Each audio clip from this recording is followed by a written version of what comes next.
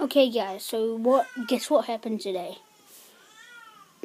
Okay, so what happened today is that a car crashed by my dad's work, and it spun around, it had a flat tire, and yeah, so that's all it was like so freaky. It's like, you don't even know what to say. We stood there for like about an hour.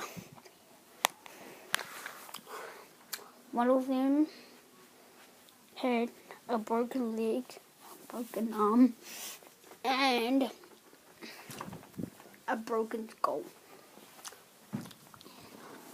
So, yeah.